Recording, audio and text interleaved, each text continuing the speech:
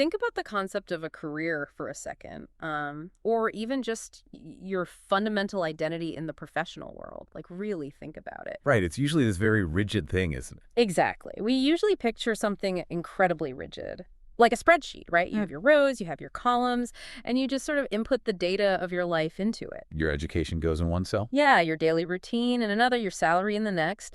And at the bottom, it all tallies up to tell you exactly who you are. And if you happen to be an accountant, Well, then that spreadsheet is quite literally your entire world. totally. It's perfectly balanced, it's entirely predictable, and above all things, it is safe. It's the ultimate architecture of certainty. I mean, you don't want a surprise in a ledger. A surprise in a ledger means something has gone terribly wrong. Right. You want every single number to reconcile perfectly when you close the book at the end of the day. Exactly. There is this deep psychological comfort in that kind of predictable math. There really is. Yeah. But imagine you take that perfectly balanced spreadsheet, that entire life of predictable math, and you just crumple it up into a ball. Just toss it out the window. Yes, toss it out the window. And you step into a landscape that is built entirely on artifice, like a world built on emotion, on unpredictable human alchemy. Where you are suddenly relying on the subjective feelings of strangers in a dark room. It's the absolute definition of professional muddy waters. Oh, completely. Yeah. It's a world where nothing reconciles until the curtain comes down. And even then, whether you succeeded or failed is entirely subjective. Right. There's no mathematical proof that you did a good job. Exactly. And that massive, terrifying leap is exactly what we're focusing on for today's deep dive. So I want you to picture a 30-something accountant in the mid-1970s. Okay. A man with absolutely zero formal drama school training. None at all. Wow. He hasn't been near a stage since he was a kid. But he's at a party, he makes a drunken bet with a flatmate, and the very next morning, he quits his incredibly stable day job. He just completely walks away from the spreadsheet. Walked away.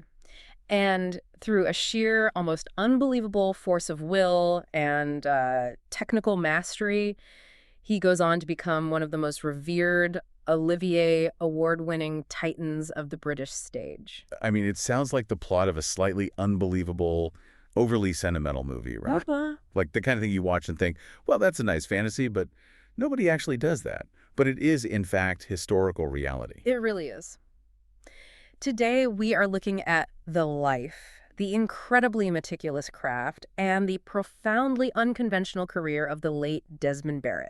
Such a fascinating figure. Right. Born in 1944 to a South Wales coal miner, passing away in 2026.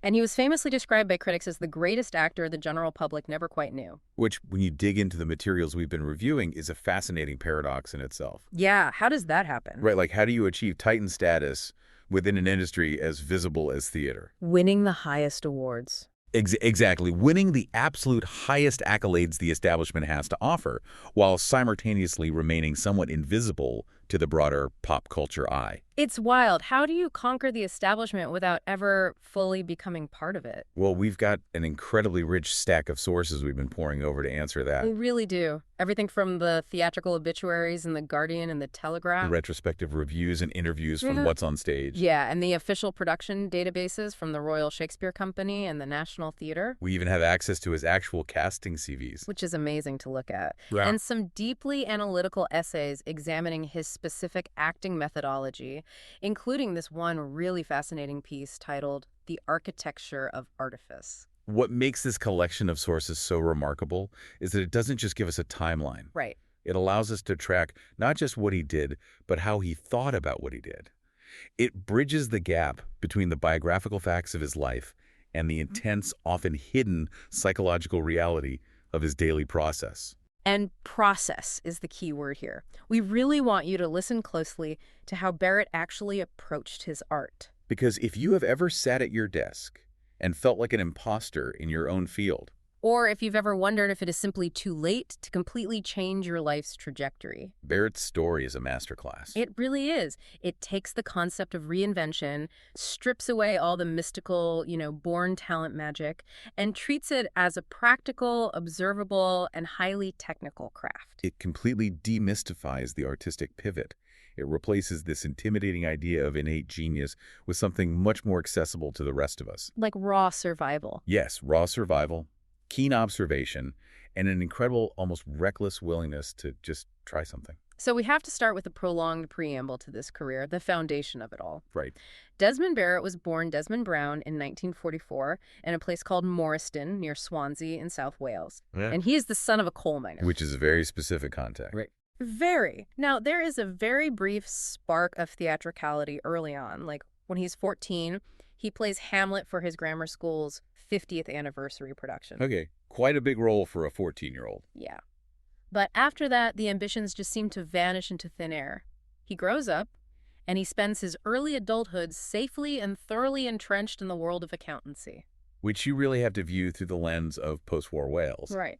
Coming from a working-class coal mining background, the entire societal push would have been towards stability. Because coal mining was so unstable. It was dangerous, it was physically destroying, it was economically precarious. The dream for a coal miner's son wasn't necessarily to become an artist. No, the dream was a job that guarantees a pension, a clean shirt, and a warm, safe office. Exactly. Acting is an inherently frivolous, terrifying risk in that socioeconomic framework. Yeah. So he does the sensible thing, he gets a respectable job, he balances the books. But the sources point out something really interesting about his time as an accountant. He was viewed by his colleagues as a surprise. A surprise. Yeah, people would literally walk up to him in the office and say, "You're a bit of a surprise as an accountant." That's such an odd thing to say to a coworker. Right. And when he would ask them what they meant by that, they'd just shrug and say, "You're just different to everybody else. He never quite fit the corporate mold." That's a crucial psychological detail for understanding his later work. How so? Well, he is physically in the environment of the ledger, surrounded by the architecture of certainty. But his innate social persona, his energy, is constantly leaking out. Ah, I see. He isn't conforming to the behavioral archetype of a 1960s or 70s financial clerk. The energy is trapped, and people around him can unconsciously feel that dissonance. And that trapped energy finally combusts in the most spectacular way in the mid-1970s. The catalyst. Yes, the catalyst. It's a graduation party. He's sharing a house with a friend who is just graduating from a formal drama school. The house is full of young actors. The drinks are flowing. Everyone is probably celebrating the intense rigors of their elite theatrical training, talking about Stanislavski and emotional truth. As drama students do. Naturally. And Barrit, this 30-something accountant, boldly announces to the entire room that anyone can act. Oh, wow. You can just imagine the profound indignation in that room. Oh, to be a fly on the wall. Right. You have a room full of newly minted, highly trained, very earnest actors being told by a guy who crunches numbers for a living that their sacred craft is basically something anyone off the street can do. It's the ultimate insult to their identity. So arrogant. Very. So naturally, his flatmate challenges him. He bets Barrit that he couldn't possibly get a professional acting job. And he takes the bet. He takes the bet. The very next day, a Sunday, he wakes up, opens the stage newspaper, finds an audition ad, and goes to it that very afternoon. With no prep. Absolutely no prepared monologue, nothing. The casting director is reportedly aghast when he walks in empty-handed, and just out of desperation or pity, hands him a children's book to read. Barrit reads it, goes back home, and the phone rings. He got it. He is offered a gig with the Caricature Theatre Company, which is a multimedia puppet show operating out of Cardiff. He wins the bet. That is insane. And on Monday morning, he walks into his accounting firm and resigns on the spot. The sheer logistical pivot of that weekend is just breathtaking. And it comes with an immediate, highly bureaucratic hurdle, actually. Oh, right, the name change. Yes, because the name Desmond Brown is already registered with the Actors Union, Equity. He can't use his own name professionally. So he has to completely change his surname to Barrit just to get his union card? Yes, so he literally abandons his profession, his livelihood, and his given name in the span of about 48 hours. I really want to push back on the psychology of this, though, because it's a great story, sure, but let's think about what that actually feels like internally. If you blag your way into an industry like this, literally getting your start on a drink and dare and a children's book reading, does that create a permanent mindset of being a trespasser? That's an interesting way to frame it. Because it strikes me that this isn't just a career change, right? It's a corporate heist. A heist, yeah. He found a back door into a heavily guarded fortress, picked the lock with a puppet show, and suddenly he's inside the vault. Does an actor who starts like that ever actually feel like they belong? Or does it just breed massive imposter syndrome? It's a fascinating tension. The analytical essays we read suggest it creates both, actually. Oof. Yeah, it absolutely instills a deep sense of trespassing, but counterintuitively, that trespassing creates a tremendous sense of liberation. Oh, because he's not bound by the rules. Exactly. When you have sneaked into the party through the kitchen window, you don't feel bound by the rigid rules of the guest list. Yeah. Our sources point out that he took an enormous salary drop to do this. Right. He went from a comfortable accountant's wage to a puppeteer's pittance, purely because he thought it would be fun. Just for fun. Yeah. By stripping away the financial pressure and the careerist expectations, he replaced anxiety with a pursuit of joy. But your heist analogy is spot on, because he didn't just sneak in once. He had to keep sneaking in. He had to keep using what the essays call his mischievous cunning to survive those early years. Right, the continuous blagging. There is this incredible anecdote in the sources about how he actually secured his next job, and it's the exact definition of a heist mindset. Oh, I love this story. So he writes a formal letter to a theater asking for an audition, and they completely ignore him. Utter silence. Utter silence. Yeah. Now, most actors, especially untrained ones, would just accept the rejection. It's an industry built on rejection. Of course. But Barrit, operating with this survivor's cunning, calls them up on the phone and confidently says, "Oh, apparently you've been trying to get in touch with me." Which is just an outrageous lie. A total fabrication. And the theater administrator responds with, "Have we?" And Barrit just says, "Yes. I'm returning your call." The audacity. And through sheer, unadulterated audacity, he blags his way into an audition room. They offer him a job. And the kicker is, they don't even realize they are the ones officially giving him his equity card. They thought he was already established? They thought they were hiring an established professional. So, This isn't just blind luck. It is a highly pragmatic, deeply strategic approach to navigating an industry that is notoriously hostile, closed off, and elitist. he treated the industry gatekeepers the same way an accountant treats a tax loophole. Yes.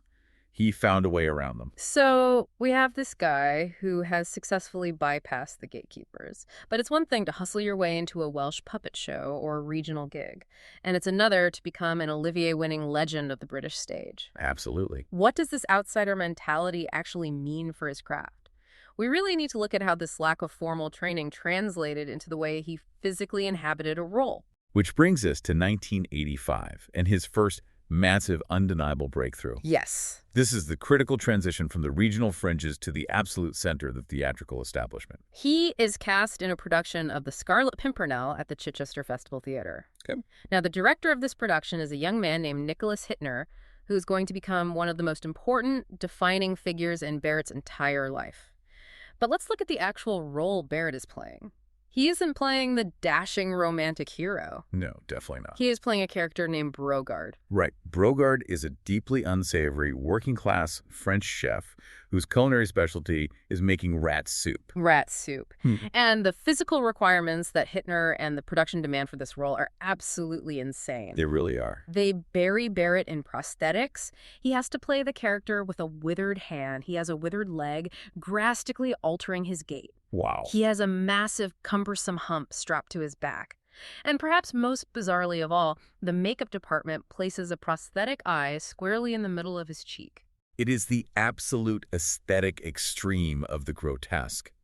I mean, you're asking an actor to completely obliterate their natural human symmetry. And here is the wildest part. He only has about 20 lines of dialogue in the entire play. 20 lines. 20 lines. He is visually overwhelming, but verbally, he is barely there. Yet, despite being buried under a mountain of foam latex and having a microscopic amount of text, Barrit completely stole the show. That's incredible. He was mentioned favorably in every single major review, and largely on the back of the buzz surrounding performances like his, the production eventually transferred to the West End. Right. How does an actor with 20 lines and an eye on his cheek steal a show from the leads? Because he understood the assignment of his own physicality.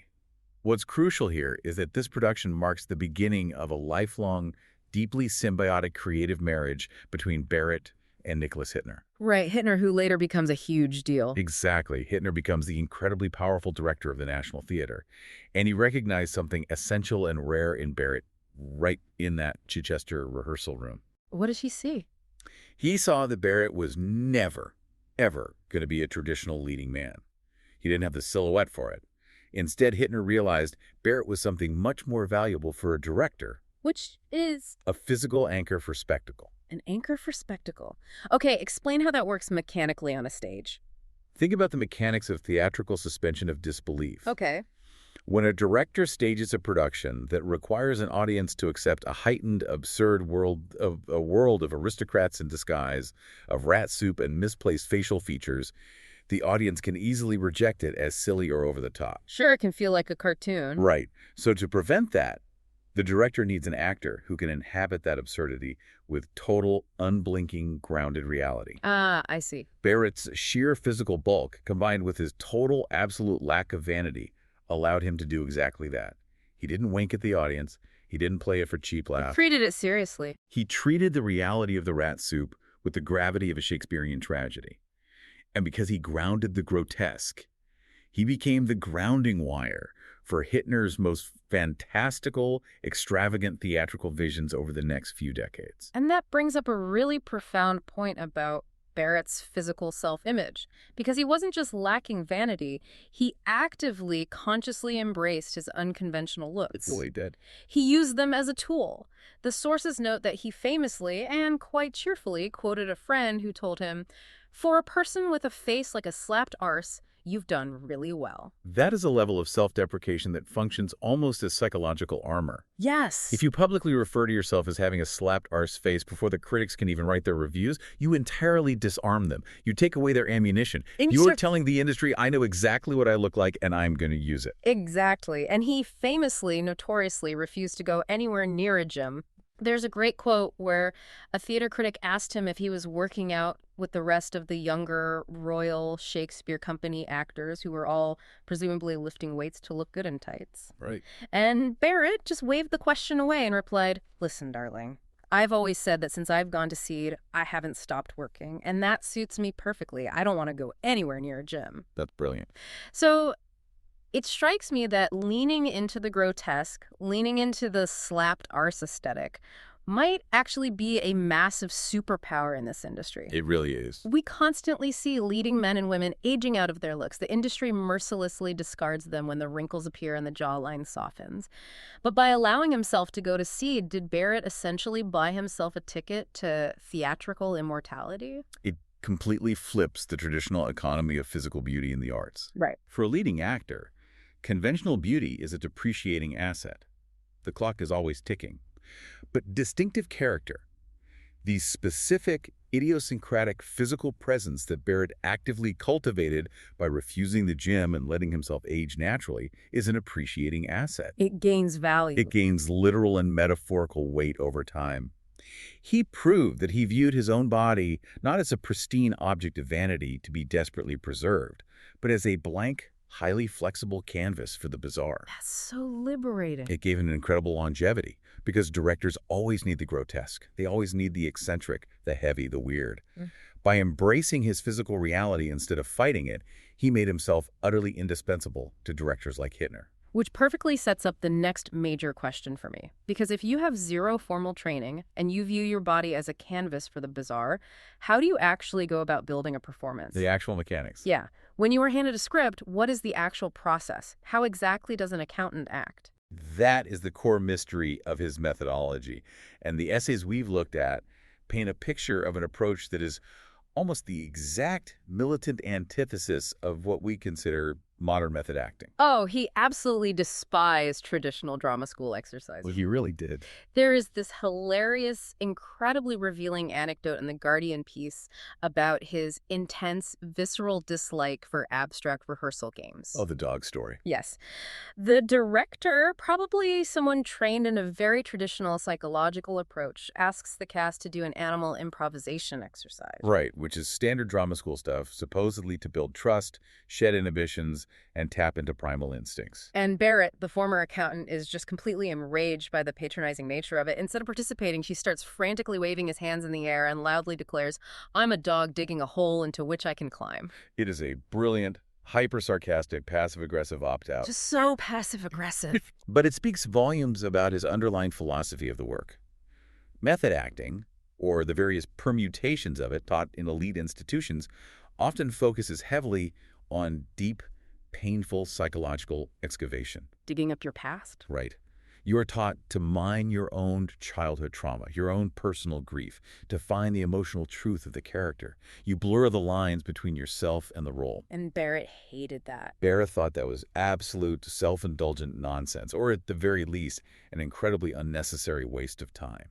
He didn't want to play a game of catch with an imaginary tennis ball to find his motivation. He wanted to solve a puzzle. Yes, he wanted to look at the text, analyze the mechanics of the scene, and solve it like a complex puzzle. So without that training, without the emotional excavation, how did he actually generate a performance? Well, he built what he explicitly called a library of effects. A library of effects. He would categorize human emotions like data. He had a number 1 rage, a number 2 rage, a number 3 rage.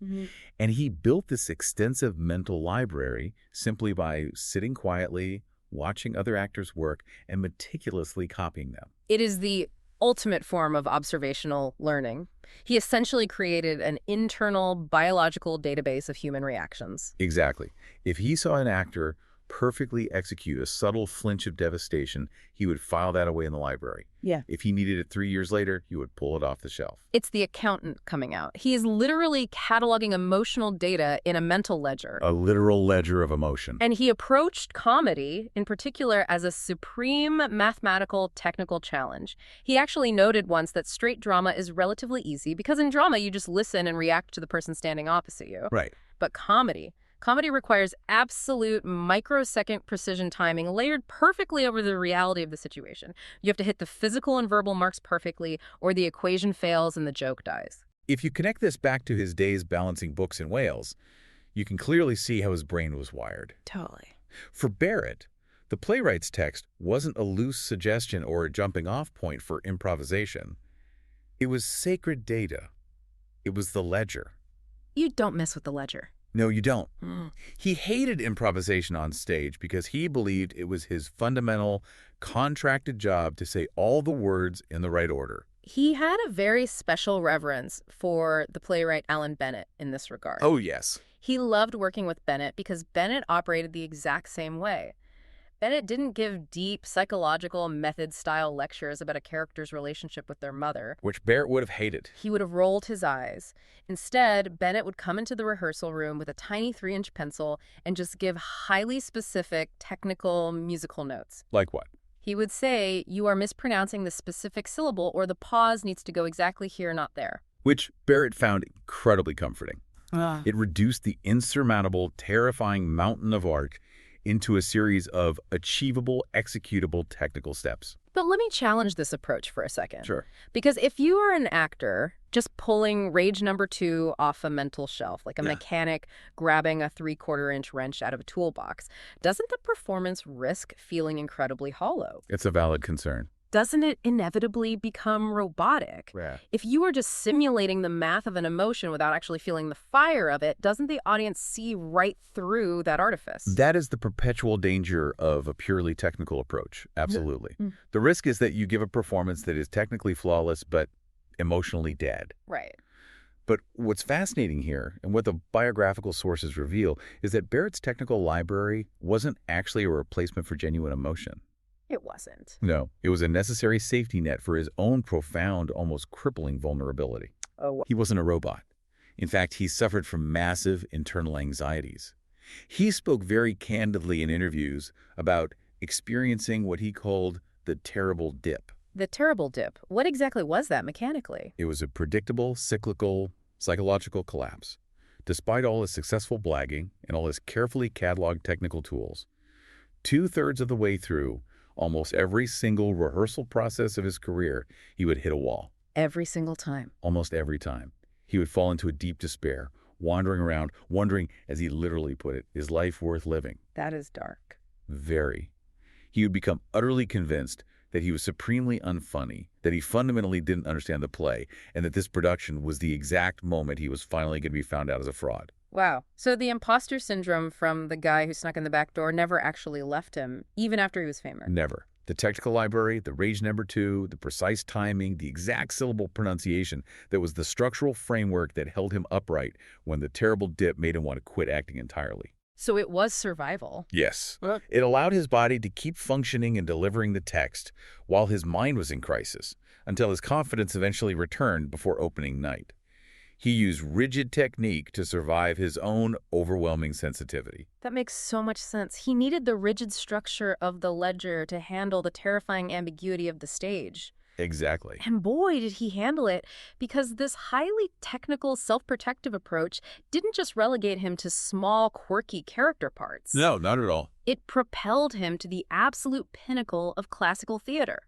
Let's look at how he handled the weight of the bard and how this Welsh accountant conquered the Royal Shakespeare Company. The RSC is the ultimate testing ground. It is the institution where the British theatrical establishment measures its true titans. You don't just wander in there. You don't conquer the RSC by accident. And Barritt's arrival and subsequent triumphs there in the late 80s and 90s are nothing short of legendary. We have to focus heavily on the 1990 production of The Comedy of Errors. This is the role that cemented his status, winning him the Laurence Olivier Award for Best Comedy Performance. A huge deal. Huge. And he didn't just play one role in this play. He played both of the Antipholus twins.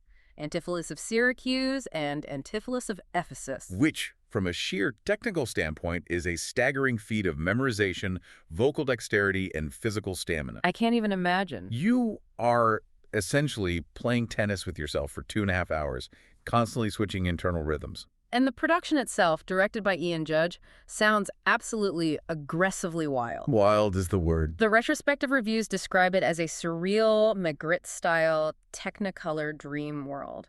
Imagine you are sitting in the audience and you are looking at a stage floor that is a geometric black and white checkerboard pattern specifically designed to create optical illusions that actively mess with your eyes. Disorienting. And right in the middle of this dizzying floor is a giant Dali-esque sofa shaped like massive bright red lips.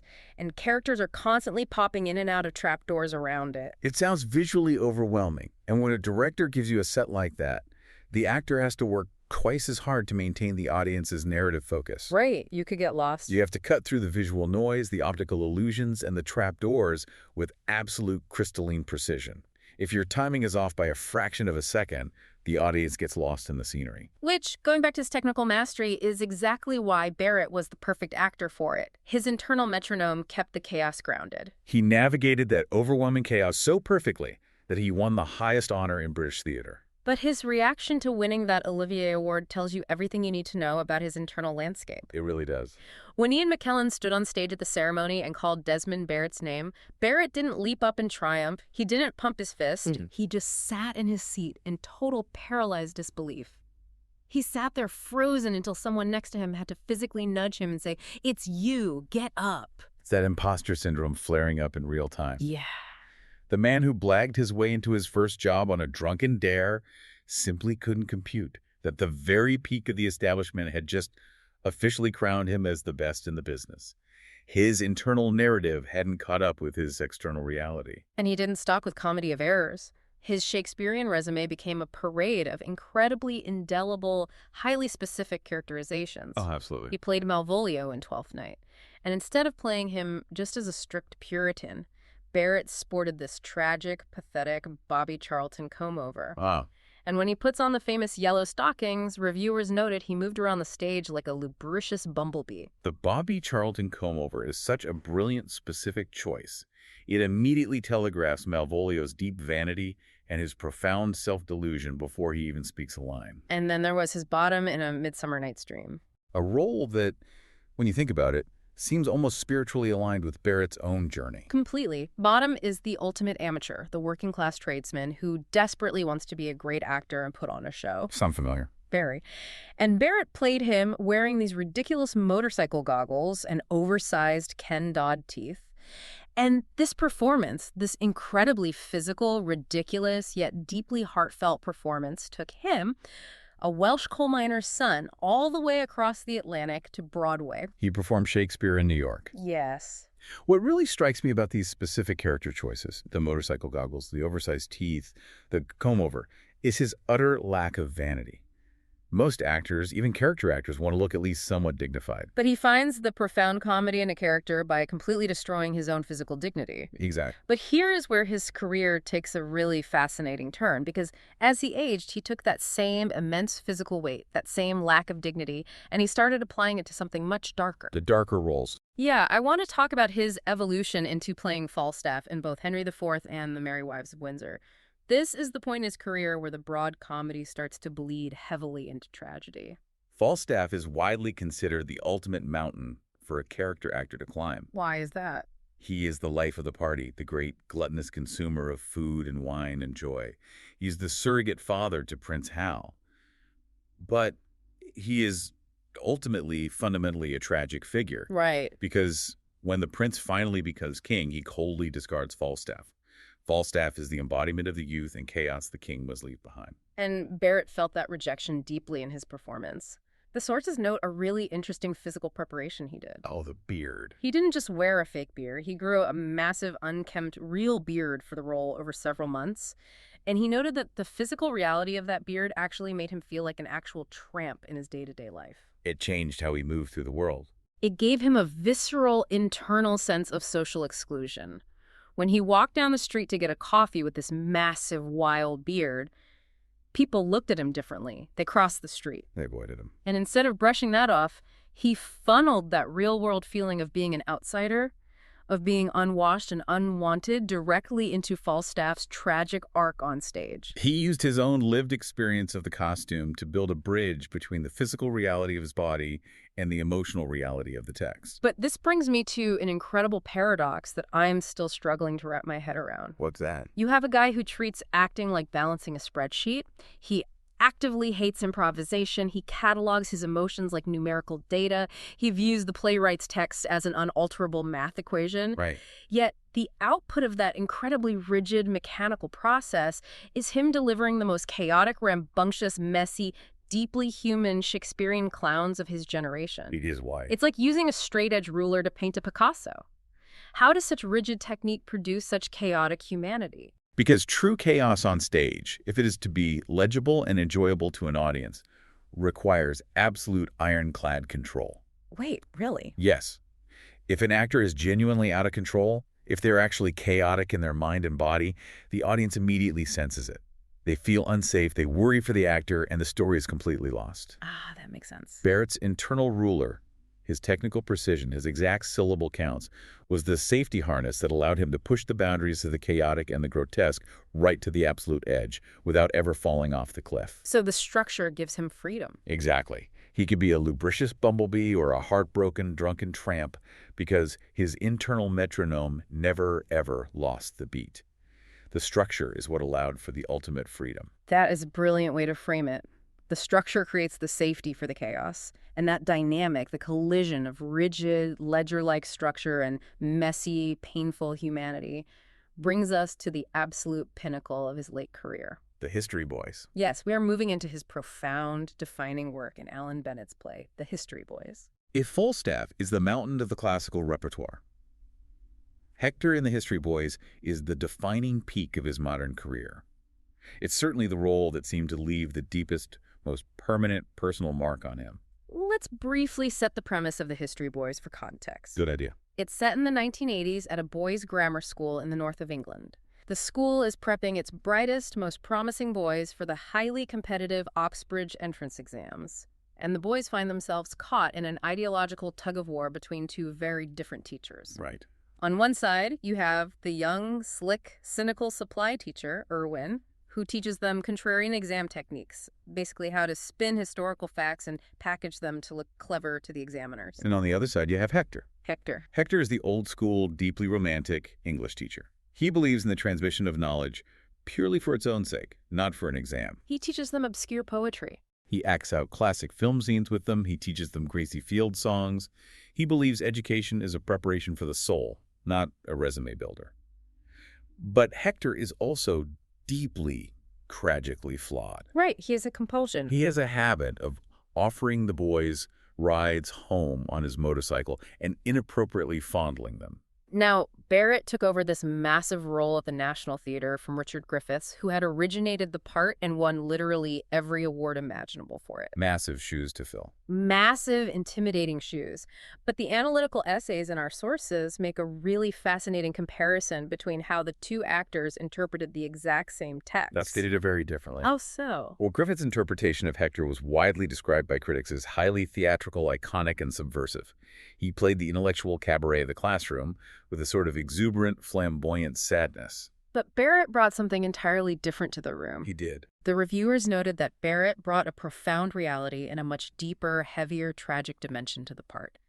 His Hector was this big, shambling, jolly man, almost Falstaffian in his physical presence, who was completely, utterly destroyed from the inside out when his inappropriate behavior is inevitably discovered. And the headmaster forces him into early retirement. Exactly. Where Griffiths perhaps emphasized the romantic tragedy of the lost intellectual ideal, Barrit emphasized the visceral, devastating human reality of an aging man losing his only reason to exist. And we know exactly where he found the fuel for that devastation, because the sources reveal a deeply personal trauma that Barrit channeled directly into this role. This part of his life is so heavy. This is heavy, but it is crucial to understanding the intersection of his life and his craft. When Barrit was just 13 years old, a boy in his class died of leukemia. Tragic. And then, just a few months later, his young form teacher, who was only 25 years old, died of the exact same disease. To experience that kind of proximity to arbitrary, meaningless death at 13 years old, it completely shatters the illusion of safety. Yeah. It introduces a permanent existential shadow. Completely. And in The History Boys, there is an incredibly quiet, pivotal scene where Hector is analyzing the Thomas Hardy poem Drummer Hodge alone with a sensitive pupil named Posner. I remember this scene. The poem is about a young, unremembered soldier dying in a foreign land and becoming part of the landscape. And Bennett gives Hector a specific line of dialogue explaining the poem to the boy. Having someone die at school stays with you all your life. That is the exact point where the text perfectly pierces the actor's reality. Every single night when Barrit delivered that specific line, reviewers noted that his large, expressive Roman emperor face would literally crumple into tears. Real tears. He wasn't pulling Sadness No. 4 off the shelf in his library of effects. He wasn't relying on technique. He profoundly, intimately understood the bone-deep truth of Bennett's words. He was remembering his 13-year-old classmate. Yep. He was remembering his 25-year-old teacher. That is the moment where the accountant's ledger catches fire. He may have approached the text technically memorizing the syllables, pacing the pauses, but when the text perfectly articulated his own buried childhood trauma, he allowed the architecture of his technique to simply hold him upright while he experienced genuine, unsimulated grief on stage. The structure allowed the truth to emerge safely. And doing that night after night clearly changed him. You know, we mentioned earlier that Barrit had a very specific, ruthless tradition with his scripts. Oh, throwing them away. Yes, for his entire career, his personal rule was that during the interval of the closing night performance of a play, he would take his script, walk up to a trash bin, and throw it directly in. Just toss it. He was done. The job was over. The ledger was closed. But it strikes me as incredibly significant that he broke that rule for the History Boys. He kept it. He actually kept the script. He took it home and put it aside. Why do you think a man so dedicated to throwing his work away kept that specific text? Because the role fundamentally altered him. He couldn't throw it away because he wasn't finished processing it. How do you mean? Think about what Hector represents. He is a man realizing the ultimate futility of all this beautiful, hoarded knowledge in the face of inevitable death and aging. That realization mirrored Barritt's own existential reflections as he entered his 60s and 70s. Ah, I see. Hector was trying to pass on something beautiful before the lights went out. Barrit, in preserving that script, was acknowledging that the play wasn't just a technical exercise or a job to be completed. It was a mirror reflecting his own soul. Wow. He had poured too much of himself into those pages to put them in the bin. It's incredibly moving. He found the ultimate emotional truth of his own life hidden in the rigid lines of someone else's play. But to truly understand the full picture of Desmond Barrit, we can't just leave him crying over Thomas Hardy in the National Theater. No, because that would be ignoring an entire joyful half of who he was. Exactly. We have to look at his pop culture footprint, his impartial realism, and his absolute unwavering dedication to throwing cheap sweets at children in Norfolk. The duality of the man is what makes his career so fascinating to study. He absolutely refused to be categorized as just a serious classical tragedian. Right. Let's look at his wider pop culture footprint. He wasn't just doing highbrow Shakespeare and Alan Bennett at the National. No, he was doing musicals. He originated the role of the wizard in the original West End production of the mega musical Wicked. Such a fun role. He put on a giant absurd egg suit to play Humpty Dumpty in Channel 4's TV adaptation of Alice Through the Looking Glass. Which is just great. He leaned completely into high camp to play the flamboyant Raymond Clandillon in the long-running TV detective series Midsummer Murders. He understood the inherent value of broad entertainment. He wasn't precious or snobby about his classical pedigree. He wanted to work, and he wanted to entertain. But before we talk about the lighter stuff, we must address one specific role that demonstrates the absolute extreme limit of his acting range. And we are going to look at this purely 100% through the lens of acting craft and technique. Okay. The play is called Stuff Happens, written by David Hare, staged at the National Theater. It is a highly charged verbatim-style play dealing with the politics surrounding the Iraq War. Right. And in this play, Desmond Barrit, the man who played a lubricious bumblebee Malvolio and a rat-suit-making innkeeper, was cast as the real-life U.S. Vice President Dick Cheney. Which, on paper, is a staggering, completely counterintuitive casting choice. Right. But the sources highlight how Barrit delivered a performance that was universally described as quiet and measured. That's fascinating. Think about the control that requires. He stripped away all the camp, all the physical comedy, all the theatrical bombast, and delivered a chillingly restrained, highly naturalistic, verbatim performance of a living political figure. It's a huge pivot. It proved that his technical library of effects wasn't just for broad comedy, it was capable of immense subtlety. He didn't just do caricatures. He could build a hyper-realistic, grounded portrait of measured power. Which requires an entirely different kind of internal discipline. To suppress the innate instinct to entertain an audience, to actively refuse to be funny or charming, and to simply exist on stage as a bureaucratic force, that shows a mastery of internal control that most character actors never achieve. But the place where he truly let loose, the place he arguably loved most outside of his own garden, was pantomime. Ah, panto. Now, for anyone unfamiliar, panto is a wildly popular, highly interactive, deeply traditional British form of musical comedy performed around Christmas. It's an institution. It's usually based on fairy tales, and it features men in drag, audiences shouting at the stage, topical jokes, and a lot of slapstick. And Barrit was profoundly, passionately dedicated to it. He loved it. He didn't just act in them for a quick paycheck. He wrote, directed, and starred in regional pantomimes in small venues like the Gorleston Pavilion and the Sheringham Little Theater. Now, this raises a fascinating juxtaposition. Why did an Olivier-winning star, a man who headlined the Royal Shakespeare Company and the National Theater, care so deeply about seaside panto in tiny regional venues? Because he fundamentally believed it was the lifeblood of the entire theatrical industry. How so? He saw it purely practically. He used what he called the 25-minute toilet test. The toilet test. When he wrote a panto, he would stand in the wings during the first performance and carefully watch the kids in the audience. If the kids got bored, started fidgeting, and began asking their parents to go to the bathroom after 25 minutes, Barrit wouldn't blame the kids for having short attention spans. What would he do? He would go backstage and ruthlessly rewrite the script for the next day. That is the ultimate humility for a writer and performer. Yeah. He completely submitted his ego to the audience. Their attention was the only metric of success that mattered. He believed that if you capture a 5-year-old's imagination with a loud, colorful, perfectly paced pantomime, you are planting a critical seed. That 5-year-old grows up to become the 35-year-old buying tickets to see Macbeth or the History Boys. He saw panto as the foundational infrastructure of theater itself. He was building future audiences. Exactly. Which perfectly aligns with his own working-class background. He wasn't born into an elite theater-going family. He knew that the arts can be intimidating, and he knew that you have to invite people in. You have to make it accessible. And you have to make it fun, or the art form literally dies with the older generation. And there is this beautiful anecdote in our sources that perfectly captures this philosophy. Barrit was back in Stratford performing in Macbeth, and after the show, he took a group of local school kids to a pub to talk about the play with them. Okay. He ended up talking to an 8-year-old boy, and this 8-year-old looked at this Olivier-winning actor and said, with total sincerity, "I will remember tonight for the rest of my life." Oh, wow. And upon hearing that, Barrit simply burst into tears. It is the ultimate profound validation of his entire career philosophy. He reached the child. He planted the seed. But I have to point out the absolute irony here. What's that? Think about it.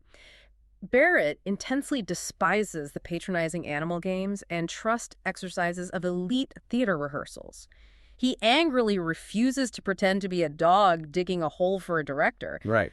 But he happily, joyfully dedicates his summers to dressing up in ridiculous costumes and throwing cheap sweets at children in a seaside pantomime. Why the double standard? Is it because panto, unlike those precious rehearsal games, actually serves the audience rather than the actor's own ego? That's exactly it.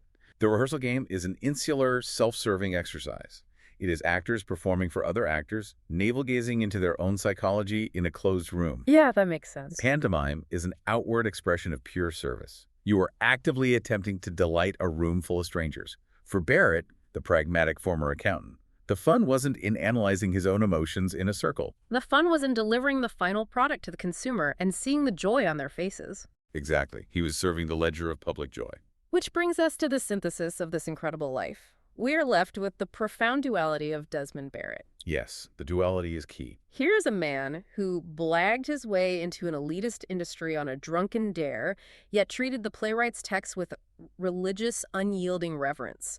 A man who faced down his own deep physical insecurities, embraced his slapped arse face, and propelled himself from a quiet Welsh accountancy firm all the way to the bright lights of Broadway. He was a man of immense contradictions who somehow managed to balance them all perfectly on a stage. He passed away peacefully in 2026 at the age of 81, survived by his longtime partner, Byron Johnson.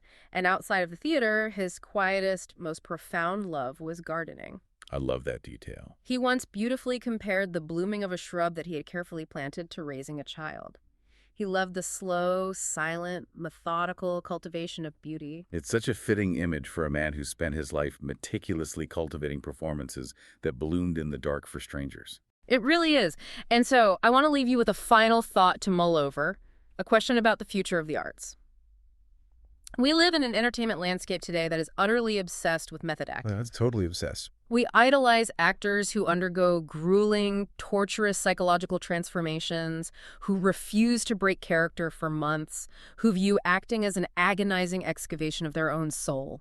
But we also live in an era of the gig economy where the safe, boring corporate job that Barrit rebelled against barely exists anymore. The landscape has fundamentally shifted. Exactly. If there is no rigid, predictable ledger to rebel against, can the accountant's gambit even happen today? That's a great question. In a world that demands actors monetize their trauma and where the safety of a 9-to-5 is disappearing, are we losing the Desmond Barritts of the world? Are we losing the working-class pragmatists who view acting not as a mystical calling, but as a joyous, highly technical job? The people who treat the highest, most complex Shakespearean soliloquy with the exact same practical respect as a cheap pantomime gag. It's entirely possible that by fetishizing the pain of the artist, we are losing the pure mechanical joy of the craftsman. I think we might be. Thank you for joining us on this exploration into the extraordinary life of Desmond Barrit. Keep exploring. Keep looking for the hidden craftsman behind your favorite works of art. Because you never know, the man delivering the most heartbreaking line you've ever heard might just be an accountant who finally figured out how to crumple up the spreadsheet, throw it away, and paint a masterpiece on a blank, unpredictable canvas.